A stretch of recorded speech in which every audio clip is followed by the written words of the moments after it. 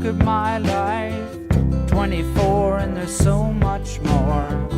Live alone in a paradise that makes me think of two.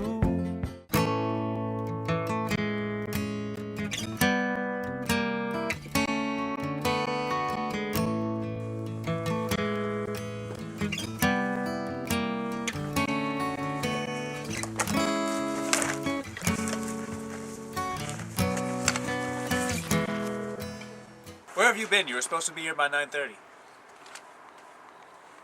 Not again. We're going, right? We're going. Why aren't you moving? I don't understand. I've got a lot on my mind. I can't tell you anything about my feelings, though, because I don't feel close enough to you to divulge them. You're in another one of those moods, aren't you? Yes. We're gonna be late for the party, aren't we? Yes.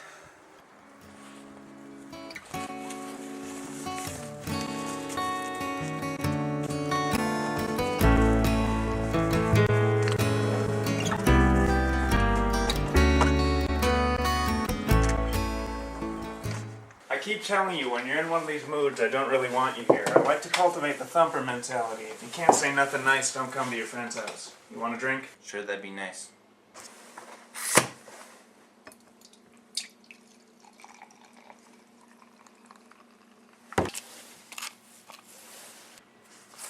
You'll simply have to guess my problem because I won't tell you it. I want to talk about it because it's eating away at my soul, but I won't tell you. You're an idiot. You're really gonna make me guess? We're best friends. Is it a person, place, or thing? It's none of those things, and also all of them. And second thought, I don't think I want you to guess because I'm not going to tell you anyway. And the thing I said before about us not being close enough, well, that's a lie. We're close. We're best friends. Couldn't be closer. I just can't tell you, and it's not weird. Okay, whatever. I have problems too. Do you think these shoes are too drab? No? Why? Well, I think to wear these shoes denotes a strong sense of apathy in terms of how I dress myself. To wear these shoes is like underlining myself in mediocrity. I could really care less about your shoes. Why the umbrellas and the drinks anyway? I don't know, umbrella drinks always cheer me up and you seem a little down, hence the umbrella in your drink. Oh. Is it working? Kind of, but we're getting off topic. What topic? You said you didn't want to talk about it, and I'm not going to pry because I'm sensitive to your emotions, not only as an organism, but as a person living in this topsy-turvy society.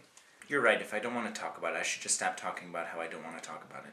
Exactly, it annoys people around you when you do that. People hate knowing there's a secret they don't know. I mean, I don't feel that way, but you should take that into consideration whenever you say something like that. I actually do want to talk about it. It's sort of boring a hole into my brain, like a figurative hot poker. But let's dispense with the metaphors and dig into the real meat of the problem. 5 years ago, I encountered a goat. A nice goat. A pleasant goat, if you will. But the only problem was that it wasn't really a goat, but half man, half goat. You understand, right? What I perceived to be a goat wasn't at all. Yes, I understand, but that can't be a real thing, first of all, and secondly, you're treating me like a mentally challenged idiot. You're repeating each idea you're trying to convey at least twice, and it's really starting to degrade me on a mental level. That's not true at all. I don't do that. I would never do that. It's unfathomable that I would do that. Anyway, back to the goat. Or goat man, I should say. Well, I saw this thing before me, and I suddenly had a fight or flight response to the thing. I mean, I was either going to run away, or I was going to fight the thing, so I obviously chose flight of the two choices. What happened next? Did you run into more animal people? A fish man, maybe? Or a cookie monster troll being? No, come on, take me seriously. So there I was running from this half-goat man when I stumbled off a nearby cliff because of this fight-or-flight response that I was exhibiting. It's uncontrollable. And I thought I was going to plummet to my death. In fact, I was plummeting to my death until this half-man, half-goat swooped in and saved me at the last moment. Do you expect me to respond? Finish this stream of lies so we can leave, please. Okay, so now I'm indebted to this goat man for saving my life. He turns to me and he says, "Gerald, if you ever go to a party again, I'm going to come to your house and remove your left ear and eat it for my lunch." This is all about the party? You're ridiculous. You're going. I'm not going there alone. I'm not going. You promised me. Actually, I didn't. I said maybe, and that's all I'm giving you right now. A maybe response. And maybe actually means I never even considered going in the first place. This is what happens all the time. I think about going, I say I'm going to go, but then I realize that at every party I just end up saying or doing something stupid. That's not true at all. Let me finish. I do something stupid and then I mentally beat the crap out of myself. Since I don't really feel like crap beating today, I'm not going to the party. You're a doofus. You're a doofus and you're going to be very sad and lonely for the rest of your life. For one thing, I don't understand your emotion because I have none of my own. And secondly, you're hurting the tiny amount of feeling that I'm capable of exhibiting by not going to my precious parties.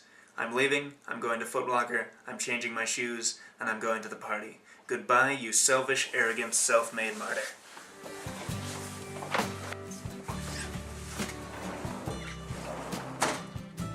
And so he sat there mentally beating the crap out of himself, even though he had resolved not to. It seemed to happen no matter what he did.